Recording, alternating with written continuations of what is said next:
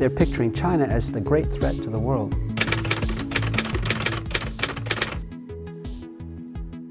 In the West, and especially in the United States, for them everything is win-lose.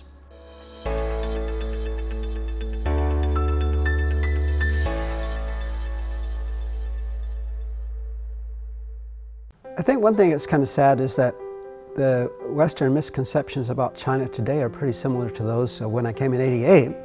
It hasn't been a lot of change, but they're similar to what they were 100 years ago. That's why when Xi Jinping was governor 20 years ago in Fujian, he said that Chinese have come to know the world better, but the world still doesn't know China. For example, I was in Taiwan. I was in the military in Taiwan for 2 years. I really thought that China was the big threat to the world. But that's because fake news is nothing new.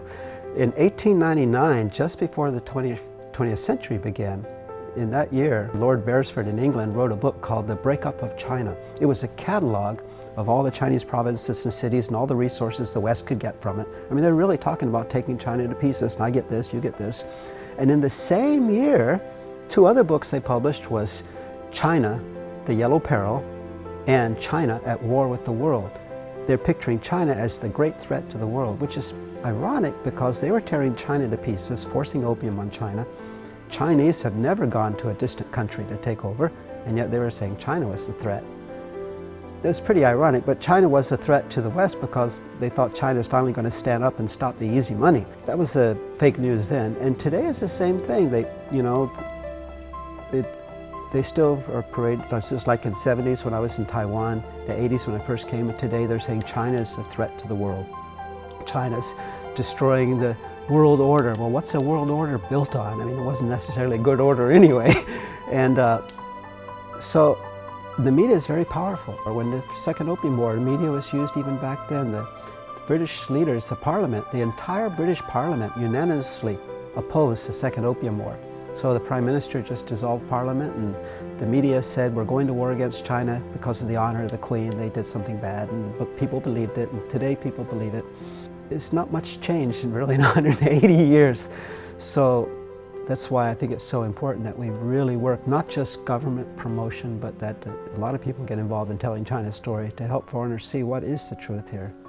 That's why I started writing about China. I thought if I write about China, if I write my family and friends, as soon as I got to China, I saw China is not at all like what the media portrayed it. So I immediately started writing letters and articles and things to show China. But I thought if I really start writing about China, they'll see that as propaganda. So I wrote about Chinese and how Chinese lived and what their dreams were and how their lives were changing. And through that, try to change people's opinion. Because if you understand Chinese, then you understand China. And my father was the hardest sell. And he was in the military 18 years, in Asia 11 years fighting communist China. So he wasn't real happy I came here. But the year he died, a few months before he died, the last time I saw him, he said he finally understood why I came here and stayed here, and he's proud that I did it. And that was, I thought, if my father's can change. So I think the most important thing China will do, besides telling more materials about China, is just its actions in the world. I mean, the world really fears China. But I understand why they fear China, because, I mean, look at history.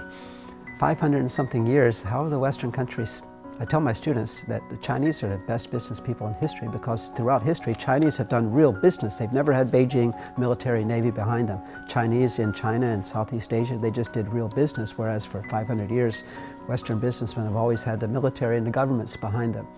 So that's how the West has done things for over 500 years, and I don't think they can really understand that Chinese throughout history have not done colonialism, these kind of things, and they've just done real, pure business, peaceful business. But they can't believe a country this big can be so different. So I think China's actions, peaceful coexistence, peaceful development, peaceful helping other countries, I think that's the greatest China story. And in the West, and especially in the United States, for them everything is win-lose, win-lose. And the US has to be number one at everything. And then Germany, France, and England, the former colonial powers, have to be right behind them, and Japan. And they see China as catching up as a threat to them being number one. Why does everybody have to be number one? Why can't they just coexist? But they can't see that, they can't accept that. But the fact is, the numbers don't lie. 25 years ago, I wrote about this in articles. I said the economy is returning, the global economy is, the center is returning to Asia. And not moving to Asia, returning to Asia. And foreigners will slowly see this because they have to see it and they have to accept it. But they need to learn a little history too. Harvard Business Review in 2014 said that 300 years ago, China and India had 2/3 of the world GDP. And Harvard Business Review said, before the first Opium War, the Chinese economy was more open and more market-driven than the economies of Europe. So they talk about this open economy, free trade, but they've never done it. They've always had colonialism and military intervention and regime change. China has never done that. But they fear China will do that.